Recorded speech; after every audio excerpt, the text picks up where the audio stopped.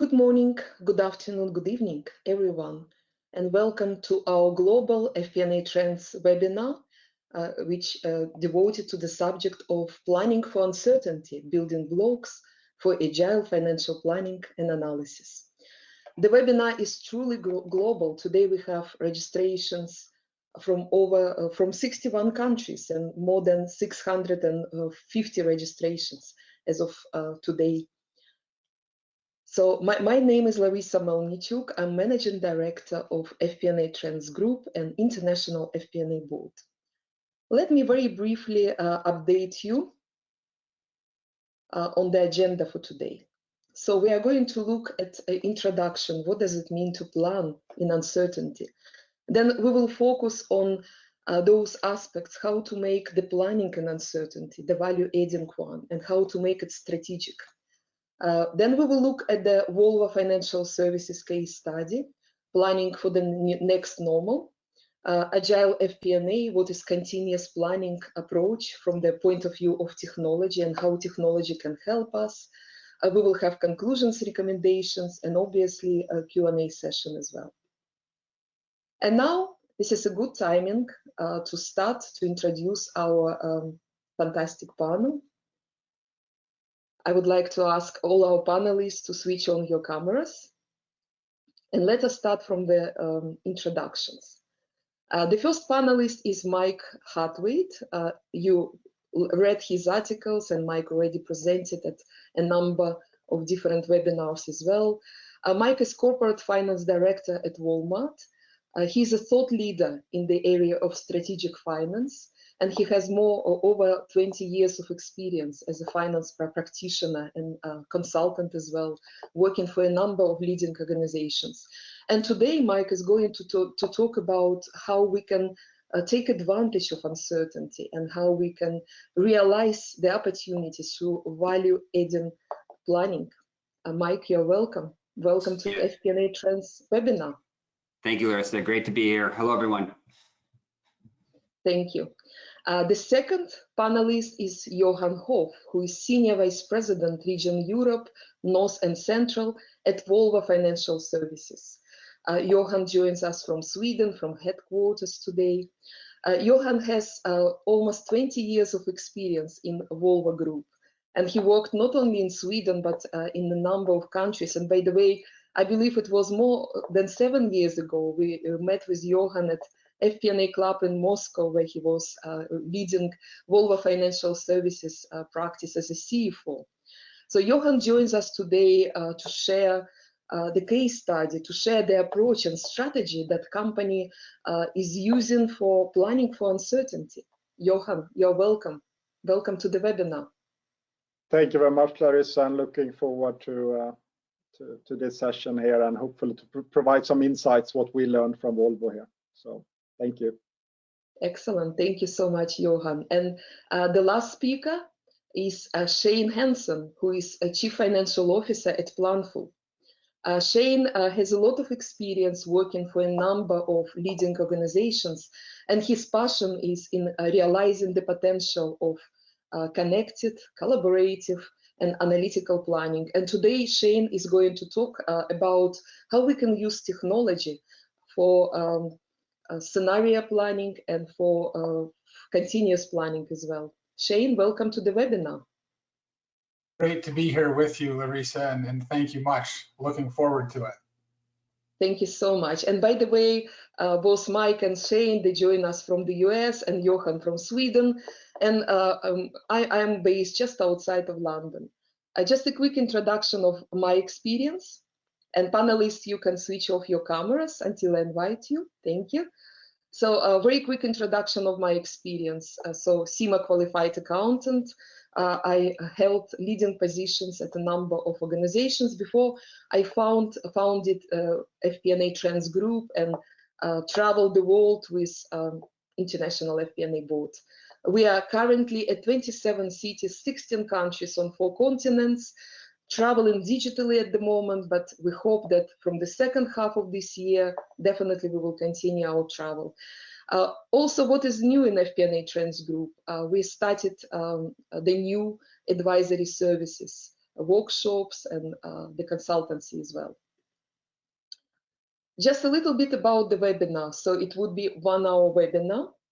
Your participation is welcome. Please take part in 2 polling questions that we will have. There will be interactive Q&A session, and please start to send your questions straight away while you have them, and you can use the chat box for this. It's very easy to do. Presentation is already available for this webinar session, so you can download it, but you will receive both recording and the presentation after the meeting. And of course, at the end of the session, we would welcome your feedback through the survey. Please stay and share with us how we can do better. And before we start, I would like to say thank you so much to our sponsor, Planful. This is the formerly host analytics company. They rebranded quite recently. This is the leading FP&A software platform, which is 100% cloud, and it supports end-to-end financial and FP&A process as well. So thank you for your great support. Let me start with this slide that I used previously as well. I think this is the best description of our current environment of uncertainty from FP&A point of view. So definitely we can use the traditional methods only at the predictability span. And predictability span is decreasing for every organization at the moment. And obviously, beyond of this predictability span, traditional planning methods such as traditional budgeting and forecasting and variance analysis, it doesn't work. So we really have to look at different scenarios. We have to be quick, dynamic, multidimensional, integrated. And obviously, those organizations that implemented analytical maturity, so implemented methods of integration, driver-based planning, predictive analytics, maybe even using artificial intelligence, machine learning for FP&A, they were in much better situation than those organizations that didn't. This is the maturity model that we developed quite recently for our latest research and paper on planning for uncertainty. You will have time to look where you are, but just to start that obviously analytics is important, but not only analytics. There are so many different building blocks of Agile FP&A, and today we are going to look at some of them, in total at 6 of them. And now our first presenter will give us information about what is happening, the vision of his experience, share his experience on how to transform from traditional, crisis equals opportunity, and obviously it's all about creating the value for this opportunity. Mike Hartwait, Corporate Finance Director at Walmart, is sharing his thought leadership. Mike, you're welcome. Thank you, Larissa. Great again to be here. So today we're talking about uncertainty, right? So let's look at uncertainty and let's kind of break that down in a little, so we can get a good understanding. So let's just start in one dimension. So when we think of certainty or uncertainty, it's not sort of like we have complete certainty and then complete uncertainty, right? It's like, it's a spectrum, right? It's a sliding scale. So it's almost like we talk about it like the fog, right? So you have some clarity and then that clarity sort of disappears and then you get kind of further and further into uncertainty. So that's how I would kind of think about uncertainty, right? I think a lot of people tend to sort of think of it as kind of either there is certainty, there isn't, and I think it's really better if we think about it more on a sliding scale. So with that in mind, and we're thinking about uncertainty kind of in a single dimension here, what are the best approaches to handle uncertainty? Well, we've kind of heard of a lot of these before, but deterministic is kind of the first approach that most people use. And obviously what we're talking about there in deterministic is a couple of different methods. So driver-based planning is a good approach in that environment, as well as sort of rolling forecasts. So rolling forecasts is what people tend to shift towards when they want a little bit more agility in addition to that sort of driver-based planning.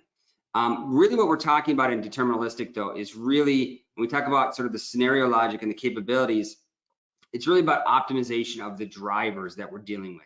So if those are price times volume or, percentage of other accounts, whatever those drivers may be, it's about optimizing the drivers in that world. But as we get kind of further and further out into uncertainty, really the techniques tend to change a bit, and people start to gravitate towards kind of probabilistic or stochastic type modeling. So common terms there are Monte Carlo analysis, and now obviously with newer technologies, AI, ML tend to be the big winner there. But really what's interesting there is you're not really focused so much on optimizing the drivers. You're actually now shifting to optimizing the algorithms. So you know where you want to go, and you're just trying to apply the right algorithm to kind of get you there. So it's almost like, you know, I'm walking down, I know where I want to go in a city. What streets should I take? Well, that algorithm can shift and change to kind of help me get there in the end of the day. But as we move all the way, I mean, we're really far into kind of uncertainty. Even stochastic or probability sort of breaks down a little bit. And really the best approach at that phase is sort of an influencing approach. So at that point, you're trying to influence the outcomes. So you look for those black swans. You look for those things that are game changers. You look to break down barriers. And really sort of that approach or that scenario logic, as we wrote it here, is to sort of rewrite the rules, right? If you have very little certainty, best thing to do is to influence and write your own rules. So that's how I look at uncertainty sort of on a single dimension. If we can jump to the next slide, what we're going to do is take that single dimensional approach, and we're going to actually switch it into 2 dimensions. So rather than just looking at it as uncertainty, we're going to break that up into sort of 2 things. And this is the BCG matrix that I know everyone has seen. So rather than uncertainty, we have unpredictability and malleability. So lack of being able to forecast and the ability to be able to shape that. And if you do it on the 2 dimensions, what you notice is we actually have 4 zones. So the classic, adaptive, shaping, and visionary. But what's interesting, I think, is that the BCG matrix kind of plotted industries on this graph. And I think what we can really do as an organization is plot our strategic business units on that graph to really optimize that. So a classical, you know, again, you're sort of in that steady state world. You're kind of using kind of GDP or other market indicators to kind of stay intact. A lot of people will start talking about agile planning strategies. That really relates more to the adaptive quadrant. You know, it's great in unpredictable times to be a little bit more kind of agile. Shaping is where you actually have a lot of unpredictability and a lot of shaping capabilities or malleability. In that case, that's a great zone to be in, but it's also a bit risky of a zone to be in. So you tend to partner with other people when you go into that zone. So you're looking at kind of partnerships, kind of joining platforms, and so forth. And really the last zone here then is the kind of the game changer zone, right? That's where you're trying to disrupt. You have a lot of malleability in the market, so you have a lot to shape, but it's actually not that unpredictable. If you just carry it out, you can really be a visionary in that quadrant. So that's kind of how we look at uncertainty when we look at it and break it down into 2 dimensions. Let's just jump to the last slide here, and we're going to look at uncertainty now in 3 dimensions. So when we look at it in 3 dimensions, what's important to realize is that not all zones share the same potential, right? And so you need to maintain a healthy portfolio. When I say the same potential, I mean the same value creation opportunity. So we think about classical, right? Everyone tends to want to stick in classical, but the reality is the classical zone is really about value preservation, right? All the value is already baked into the ideas that you have in the classical world. And so there's very little value creation opportunity. Again, we talk a lot about adaptive. We think there's a lot of value there, but in reality, you're sort of filling voids and in short-term earnings and things like that. So it's not as much of a value creator as it could be. As you move into sort of the shaping zone, here's where there actually is a lot of opportunity to create value for your company. But you have to realize that in that world, you're sharing the outcomes with other participants, right? Other companies. You're not going it alone, and therefore you have to sort of share that value in there. But the last one is really that visionary quadrant, and that's where really the most amount of value creation lies. Again, that's where the shaping is great, malleability, but the unpredictability is not that high relative to other zones. So that's really where the biggest opportunity is. So when you sit back, I suggest you that you take a look at what zones your business operates in, and then try to think of that again as a portfolio. So make sure that you've got sort of strategic business units in all areas of the zones, realizing that the real big opportunities are obviously kind of more in the visionary and shaping space. So I just wanted to give you kind of a teaser into sort of how I think about uncertainty, both on a single dimension and a multi-dimensional approach. So Larissa, I'll pass it back to you for questions for right now. Thank you so much, Mike. Excellent presentation and a great reminder for us in FP&A that uncertainty really can unlock some opportunities, and it's all about value creation. But also it's about for us in FP&A to be really creative, because this approach, this very simple matrix but very powerful one, reminds us about value creation. I would like to ask our panelists to switch on the cameras and to give your commentaries. So Johan, Shane, at first I would like to ask Johan to give your key takeaways and your build up on this presentation, please.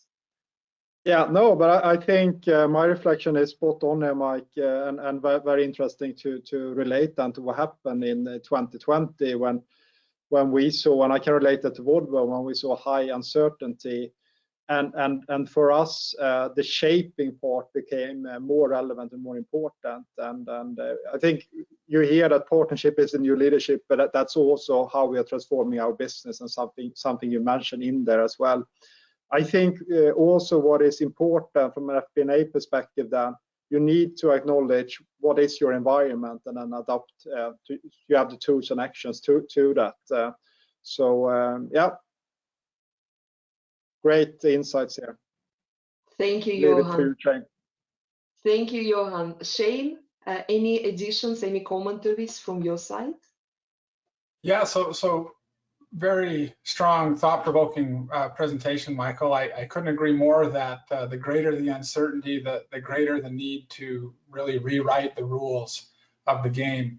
And I believe change is a constant in that it's always occurring. And if you want to disrupt the market you play in, if you want to accelerate your business, shifting to what you described there as the more visionary quadrant is a clear opportunity for most businesses. This idea of a disruptive strategy is definitely something we focus a lot on at Planful. Thank you, Shane. Thank you so much for all your commentaries.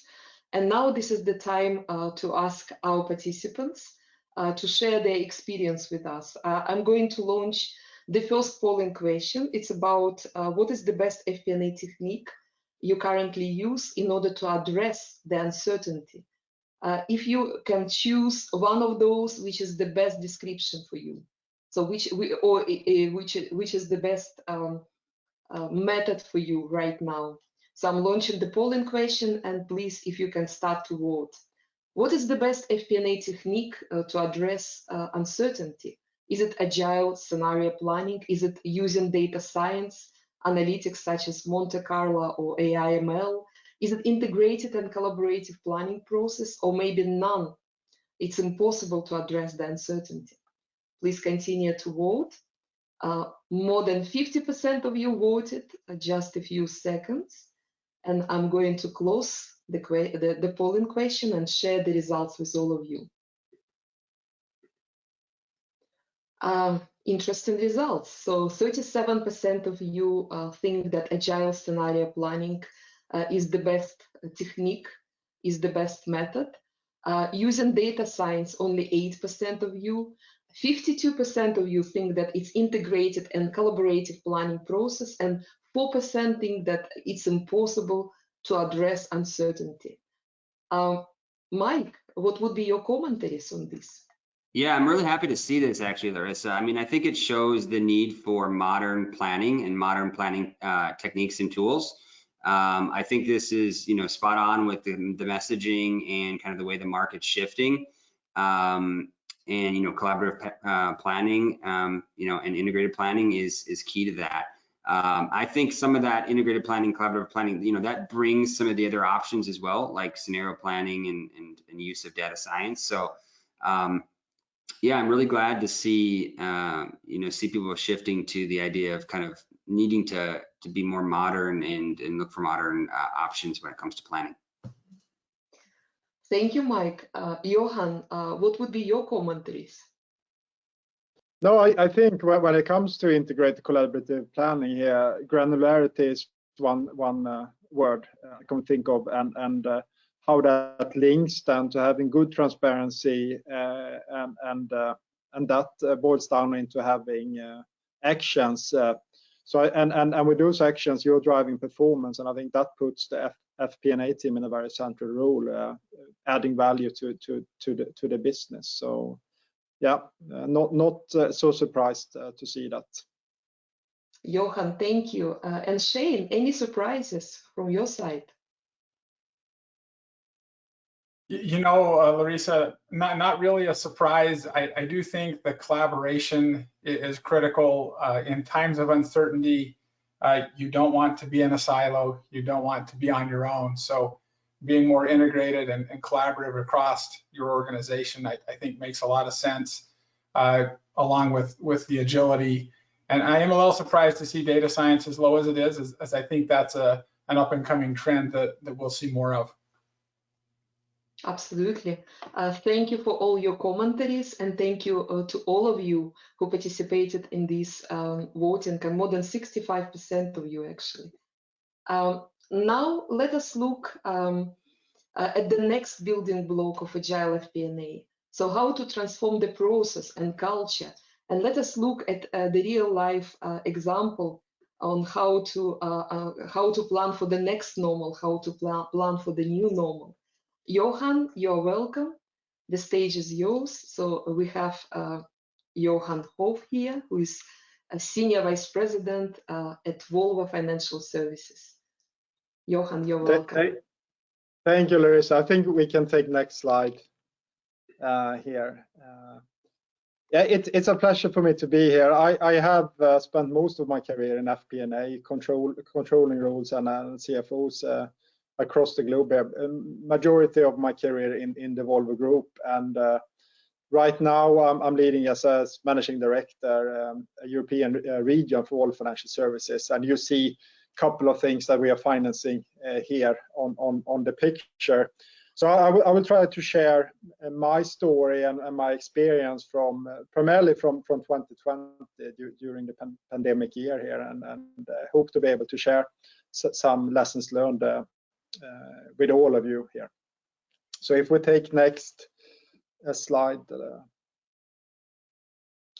So this takes me back to March 2020, and everything stopped. And for us, one thing that stopped there for us then in the Volvo Group was production.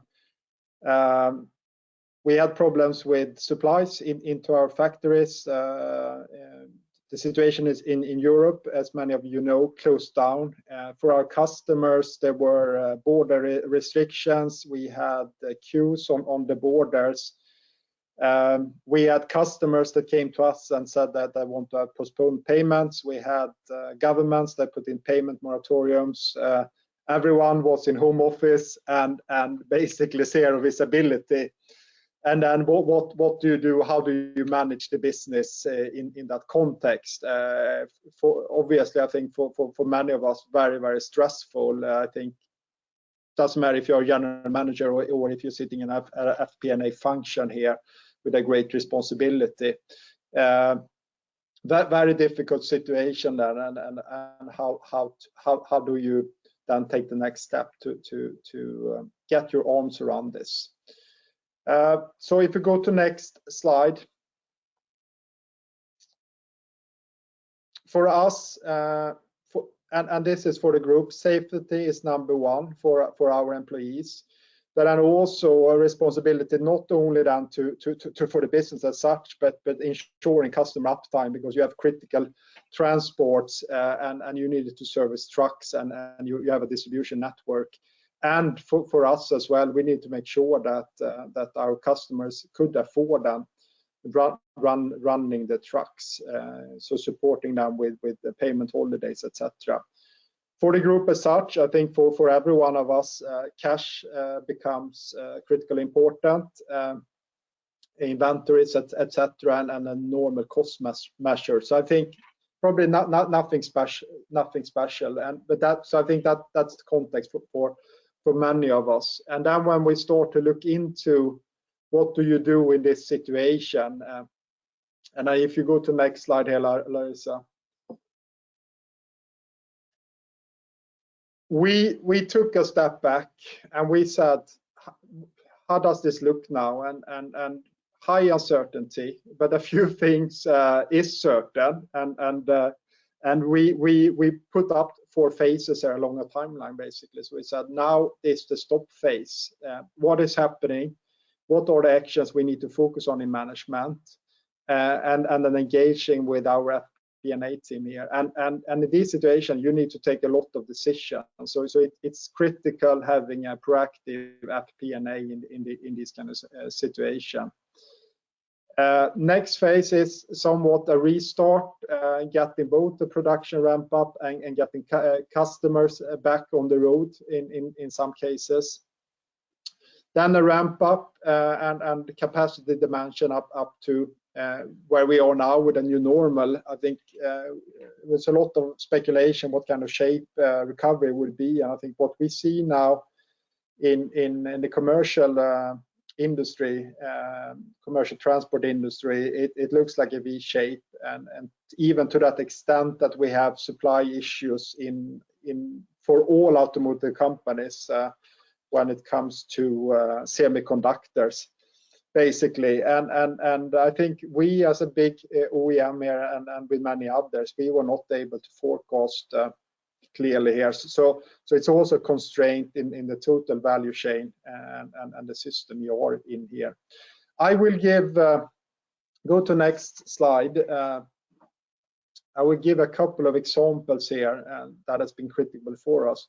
First and foremost, always prepare for a downturn. It's coming. It's only a matter of time here. And we were lucky in that sense. In 2019, we did a big preparation, and we did what we call a flex program. We simulated a downturn with 30% reduction in volumes, and then identified activities for that. We also did surveys along management if they were ready. And I think here it's very easy. If you sit the management on top of the cycle, many of us, including myself, we thought you were ready, but you can never be enough ready. You can never be enough prepared. So preparation is important.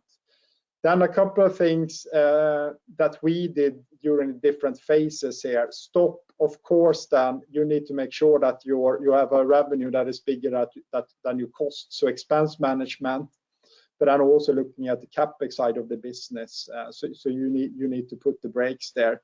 You need to adjust your governance, and that means also here reporting frequency, going from maybe monthly and moving forecast on a monthly basis to a daily overview.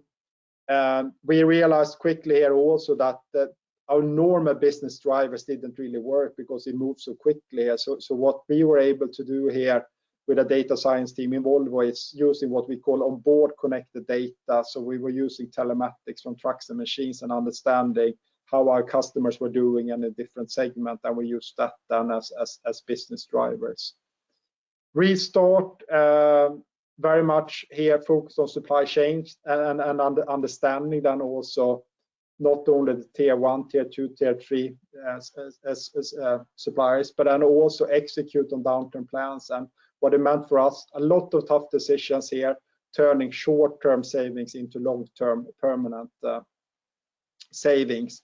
And then ramp up, coming back here to what Mike described and shaping visionary for us, acceleration in the industry, and we looked over how we allocate capital in the group and much more focus. One area for us that is big now is e-mobility, electric trucks, for example. And then also adjusting the governance all the time when we work there. Normally we work with the centralized P&L, but here you have to centralize and you need to take control also, and their FP&A is critical. So if I sum up on next slide here, Larissa, 3 things that we learned. Number 1, be prepared, always be prepared for a downturn, and be granular. Make sure you have activities. It will ease tough decision. Design your, I call it narrative, maybe it's a big word for those boxes, but uncertainty is high, so you need something to hold on to, and then you need in that environment adopt the actions that you are taking. You can't continue with doing the normal work then, so to say. And then thirdly, crisis is an opportunity, and never waste a good crisis. And again, back to Mike here, he talked about black swans and so forth. Here you really see the full business model, and you have opportunity to adjust and improve. So I think with that, thank you, and I leave it for my colleagues in the panels for comments there. Johan, this is an excellent presentation, and thank you for sharing with us the message about importance of strategy, also importance of adaptable culture. We all know that Volvo Group was one of the first adopters of beyond budgeting, so you were already not traditional budgeting culture. And of course, the importance of analytical transformation, because you were in a much better place when you started to play those scenarios and adjust the strategy. Thank you for your reminders. Thank you for sharing this with us. I would like to invite our panelists to comment on this. Mike and Shane. Mike, your key takeaways, please. Yeah, I thought it was a great job, Johan. I think 2 things kind of come to mind. First is that last phrase there, never waste a good crisis, right? I think that's that could very well be the theme of the presentation, I think, today. I think with uncertainty comes opportunity, and for those that are prepared and ready to go, they're going to be the ones to reap the benefits. So I think that's really good. I also just really like the 4-step approach. I thought it was, very, very practical, how Johan kind of laid that out. I love how they started by stopping, essentially, and I thought that was really powerful, right? That's sort of how you adjust to the situation and stay agile. So I thought it was just a very very good practical story for how it worked at Volvo. Thank you, Mike. Shane, anything to add from your side? Yes, Johan, very insightful. Thank you. I remember the days the world stopped. Definitely alarming, stressful times. Your focus first on your people and then on your customers, I think, is impressive. Knee-jerk reactions for most were to jump to cash preservation. But the 4 phases of stop, restart, ramp up, and the new normal, in my mind, really serve as scenarios of how things might, could, or should happen. And I imagine that having those views and plans enabled a shorter response time and better results as the environment changed and progressed. It mirrors the concept of a more continuous planning approach, and I'll cover some on that shortly. Thank you, Shane. Thank you for your great presentation, Johan. Let us check now the feedback from our practitioners, from the participants of this webinar. I'm launching the second polling question just in a moment. And we really would like to understand whether you already started to address the uncertainty from a process point of view. Can you choose one of the statements which is the best description for you? So you should see the polling question right now. Can you start vote, please? Have you transformed your FP&A process to address uncertainty? Yes, we have. It is a great success. We started the journey, but we are not there yet. The third option is no, we haven't. We will start soon. And the last one, no, we haven't. We do not plan any transformations just yet. So please, can you continue to vote? More than 55% of you voted just a few seconds. And I'm closing the polling question and sharing the results with you.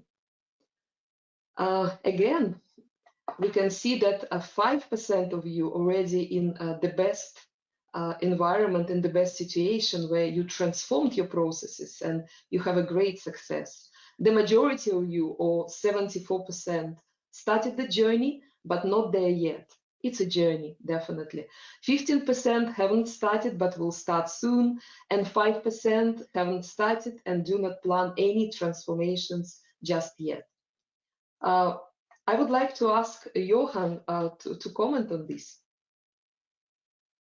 Thank you, Larissa. I think you all of you in this webinar here have a great interest and strong professionals. So I think in that sense, it's not a surprise to see the majority on the yes here. And I think for us, and I think you're right, Larissa, you said, I think we have the basics in Volvo, and we went beyond budgeting years ago, but there's always more to do here. So yeah, not surprised on the result. Yeah. It's a journey, definitely. Thank you, Johan. Shane, quick commentary from you, please.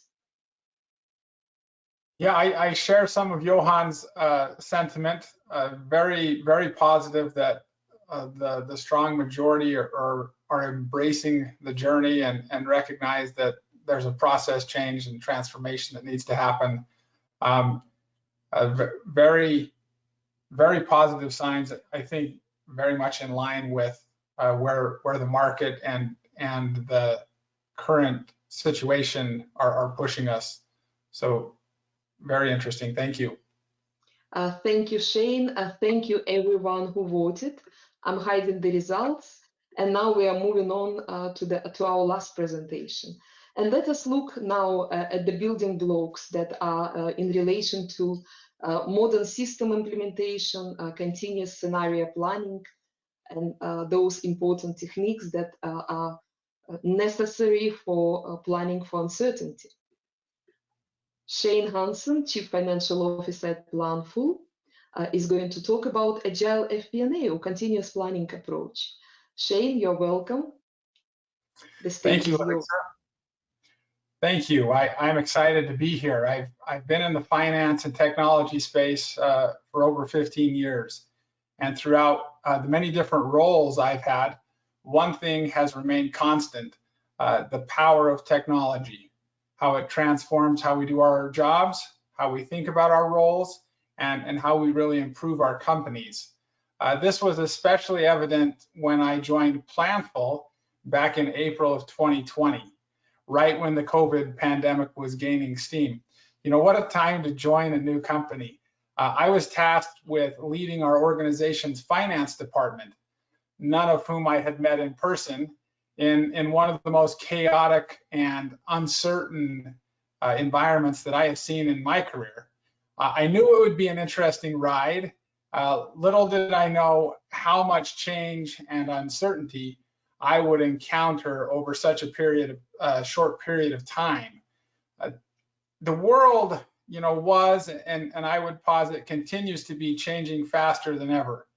It's really our responsibility as finance professionals to deal with these many changes and plan for the ensuing uncertainty. The FP&A team is on the front lines analyzing firsthand how this unprecedented black swan event is tangibly affecting their business. And this requires reforecasting dozens or even hundreds of what-if scenarios and hopefully bringing actionable recommendations to company leadership on how to respond to this ambush and move forward. Next slide, please, Larissa. During this critical time, there is an enormous amount of friction. We find friction in the planning process. What's going to happen to my top line? How should expenses adjust? What about cash? To the budgeting process, to spend or not to spend, to what we report on. Which scenario do you really want to see today? or to how we forecast. Will this quarter look more like last quarter, the one before, or last year? And some of this friction is necessary, but some of it can be, and I would posit most of it can be eliminated by building strong teams, creating malleable processes, and leveraging the powerful tools and technology. Traditional methods of planning just don't work anymore. One plan and one forecast simply, in my view, are not sufficient. Could you go to the next slide, please, Larissa? So what is the solution? A method that's working well for us at Planful is continuous planning. And to cope with the uncertainty, the friction that surrounds us, at Planful, we utilize this framework of continuous planning. And we're not talking about a product or a platform, but rather an organizational capability, a mindset shift. Continuous planning is a framework for faster, smarter, more agile financial decision-making in a business. And when I joined Planful, I was tasked with updating our annual plan and creating scenarios to guide us through the pandemic. I was iterating and updating views and models constantly. We had over 75 different scenarios for our top line and that many more for our cash. I can't imagine updating, reviewing, checking that many models each day or even each week. Because we had them automated on our platform, we were able to significantly compress cycle times, eliminate errors, and increase the speed of information so that I could review weekly how we were trending and course correct in real time. Another example of continuous planning in action is the approach we took to our workforce planning. Being new to the company, I felt I needed to see where we had invested historically and what the returns had been or were projected to be, where we needed to invest further, and perhaps maybe where we should pull back a bit. I needed to be able to plan for the uncertainty that was clearly on the horizon. And I worked with all of our departments across our business, each of them in their different locations around the globe, working from their homes. I was able to come up to speed relatively quickly and learn the business and understand where the investments had been made or postponed by collaborating with each functional lead inside our cloud platform. This enabled me to have visibility into and be engaged with every corner of our business. Now, let me just briefly share one final example of the benefits of continuous planning. As we were rolling out our 2021 plans and budget, a simple mistake was made. One department's budget was entered incorrectly, and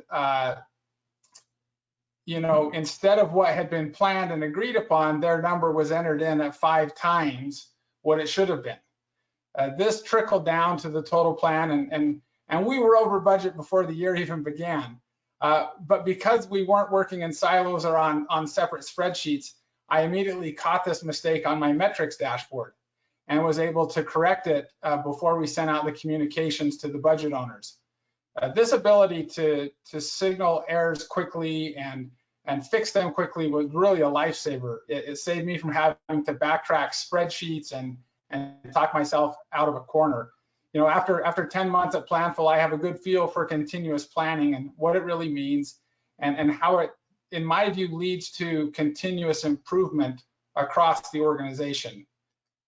Could you switch to the final slide, please, Larissa? This is really kind of a so what. What really sets us up to plan well for uncertainty and to push through it?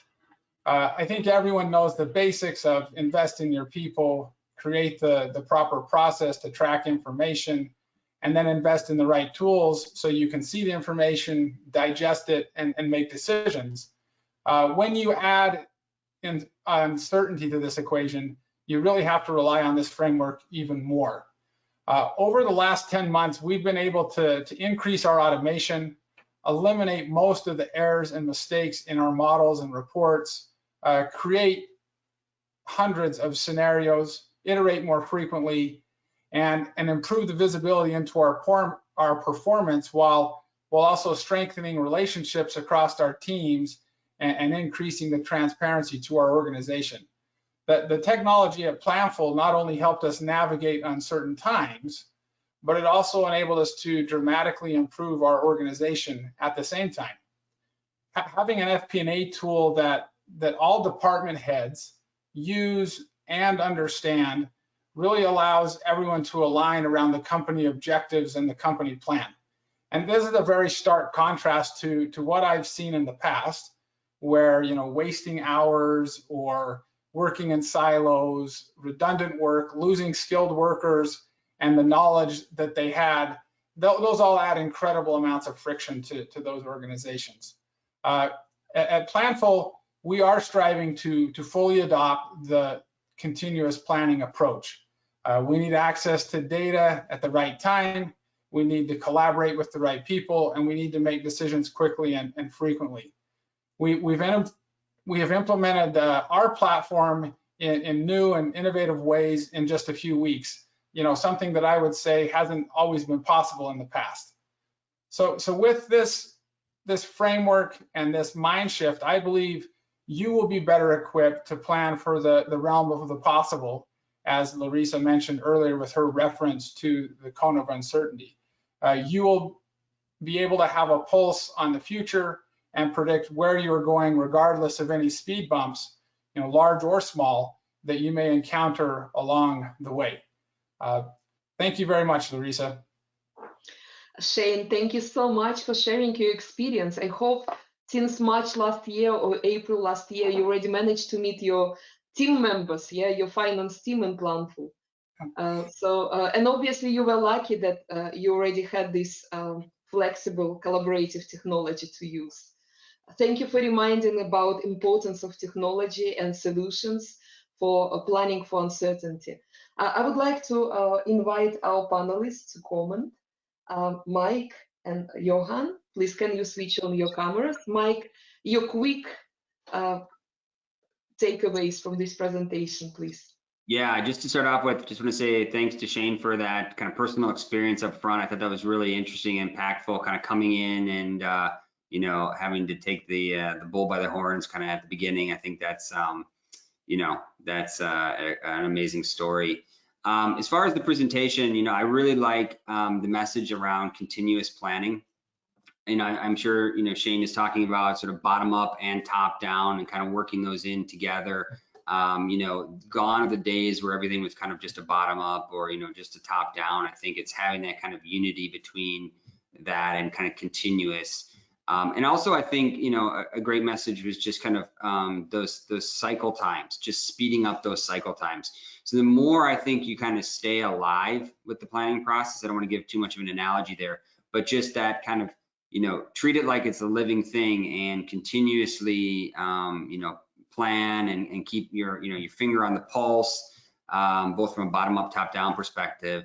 I think that speaks volumes to kind of the way the new world is shifting and kind of what the tools need to be to support that. Thank you, Mike. Johan? Yeah, try to complement, not try to echo Mike here, but try to complement a bit to that. No, I think Shane, I mean, this is a very strong model and that you have there. I think, and I should say that first also, I think what you said there is very important, is that the teamwork also between the departments. We shouldn't forget that, because I think at the end of the day, that's the most important thing. You need to have both technology and you need to get the team to work together. But I think especially when you are to improve performance, and it doesn't have to be that you have a turnaround situation, but with continuous planning, you need to embed this in the business, and that makes it, I think you used the word transparency. And there are two things. One, transparency is to have clear actions, but then you also know exactly where you are in relation to where you go. So that's going to help execution, and that's going to be a huge support for management. But it requires a lot, of course, of FP&A. But I think this is how you're adding a lot of values. So yeah, I think this is a great model, and that you can continue to improve over time. Of course, in any sense, a setup. Thank you, Johan. Thank you, Shane, for your presentation. I would like to ask our panelists to stay for the key takeaways. Just a reminder to everyone that we are starting our Q&A session in a moment. Please continue to send us your questions. Even if we don't have enough time to answer all of them during this session, we'll do this after the session. So we have only 30 seconds for each one of you to give your key takeaways, something you would like our participants to remember after this session. Mike, let us start from you. Yeah, thanks, Larissa. I think, just to go back through, I think uncertainty, right, it's not all gloom and doom. It brings opportunity, right? And I think that's the thing we need to look at, is that uncertainty kind of breeds the other side of things, which is opportunity. I mean, imagine a world with almost perfect certainty, right? I mean, we would not have the value creator element there, the environment to create value. Things would, everyone kind of gravitates to a bird in the hand is worth two in the bush, right? So without that opportunity to go out and seek new opportunities, seek new markets, that's where the value gets created, as I was saying. So I think we just need to take that uncertainty and realize it's not the end of things. It's not a real headwind, actually. It's an opportunity. And I think if you have that mindset, I think you're in the right direction. Thank you, Mike. Johan, your 30 seconds, please. Yeah, no reflections. First, how big difference an engaged FP&A team and process can make to business value. And then if you do that job proactively, it is also really a fun job. Of course, I know it's a lot of work, and then use the crisis, then coming back to never waste a good crisis. I think that summarizes and also some of the input here. Thank you, Johan. And Shane? Yeah, despite the uncertainty that surrounds us, I'm convinced and satisfied there is a path forward. Today's technology is unsurpassed, and coupling your strong people and your ever-improving processes with sophisticated software and technology is a recipe I've seen breed success. I view now as the time to enable yourselves and your teams with the technology that will help you become the guide your company needs to get through the uncertainty that exists today. Thank you, Shane. Thank you, everyone, for your key takeaways. Please stay, because this is the timing now for Q&A session. We have a lot of questions now. I would like to encourage everyone to continue to send your questions, and we will be able to answer after this if we don't have enough time now. The first question is to you, Mike. What are your thoughts on getting non-finance stakeholders to really buy into uncertainty and seeing it as an opportunity? Yeah, I think that's a great question. I think it's about keeping it simple to some degree, right? One of the things, Larissa, I really promote in kind of the way I think about planning is sort of a life cycle approach. And everything follows a life cycle, and that isn't overly financial if you think about it. That's very kind of pragmatic and real life. And I think it's easy to draw people in on that, and even people that are maybe kind of far away from finance get that. But I also think adjacent finance teams get that concept as well. So if you're talking about M&A or investor relations, they kind of can all collaborate in that kind of message. So yeah, I think it's just keep the message kind of easy to digest and and bring people in. I think the more that you're kind of in a driver-based world, it opens the door for that. So driver-based, tactical planning, integrated planning, everything isn't just kind of variance to plan. And I think that will really open the door to bring people in.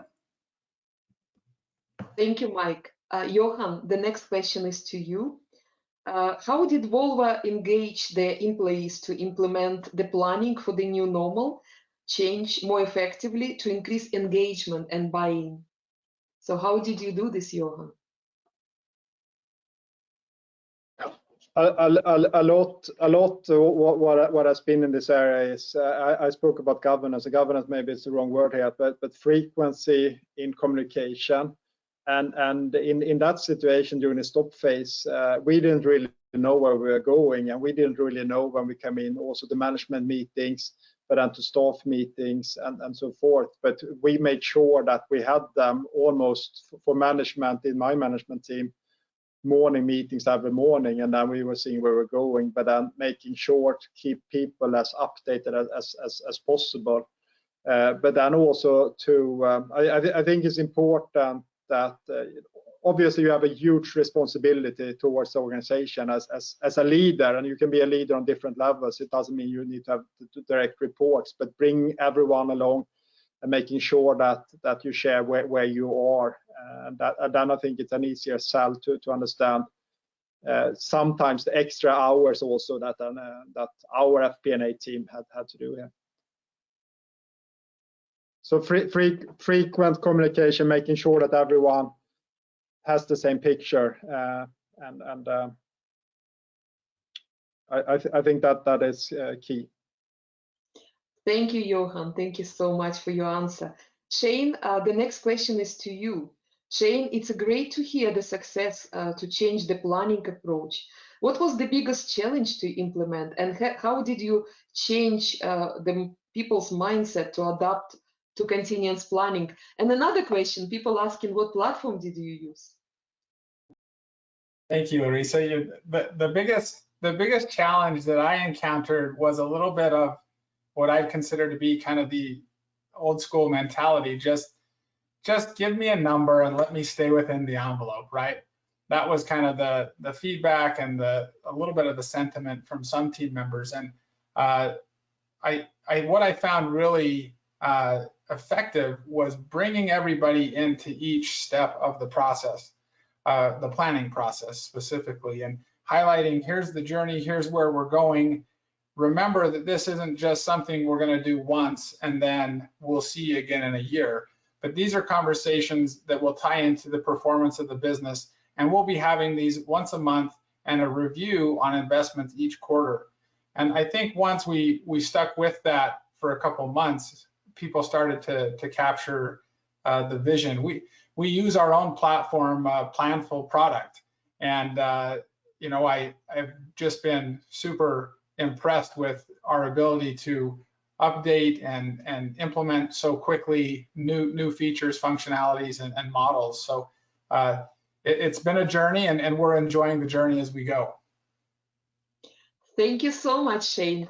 And now the last question before we go for conclusion for the last two slides. I would like to ask this question to all of you. So Mike, Johan, if you can switch on your cameras, please. And very, very quick answer. So we have only 1 minute to answer this question. Fantastic question. So what would be the top reason, one top reason for each one of you, why cash is one of the key aspects to focus when the crisis occurs? Mike, let's start from you. What is your top reason?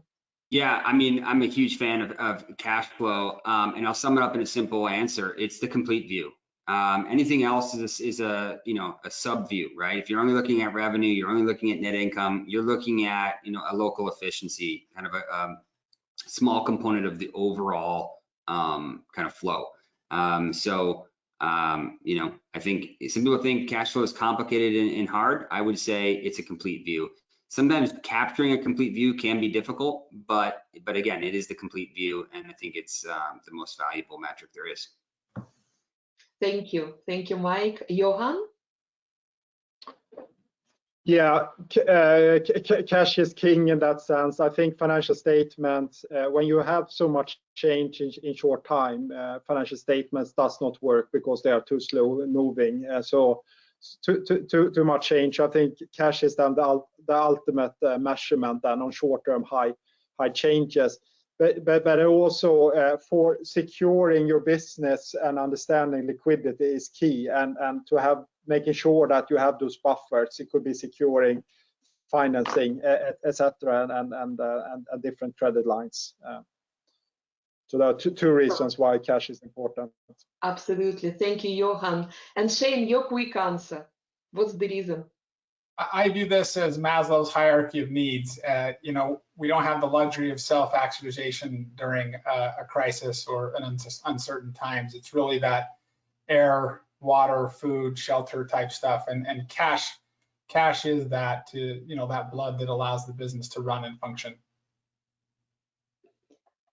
Thank you so much, panelists, for answering all of those questions. We have more, but as we promised to people, we will distribute them between 3 of you, and our participants will receive answers within 2 days or up to 1 week. So with this, we're ready to conclude our session. And I would like to remind everyone that we have a number of interesting events. You are welcome to register. All the registration links are at this presentation. And also we just started the 2021 FP&A Empowerment Survey, and we would like to invite you to participate if you would like to receive your interactive report, and of course, to understand what is happening in FP&A. Finally, I would like to say thank you so much to our panelists. Thank you for this great view, sharing your experience, your knowledge, your thought leadership on the subject of how to plan in uncertainty. Thank you so much, Johan, Shane, and Michael. I would like to say thank you so much to all our participants for being with us today, for being active with polling questions and Q&A session. And of course, we would like to receive the feedback from you when we finish this session. And finally, we would like to thank so much to our sponsor, Planful. Thank you for supporting us today, and thank you for making this possible for our global FP&A community to learn from the best. With this, I would like to conclude the webinar. I hope that I will meet with many of you face-to-face at the second half of the year. Please stay safe, please stay inspired, and let us move FP&A to the next level all together. Thank you. All the best. Bye-bye.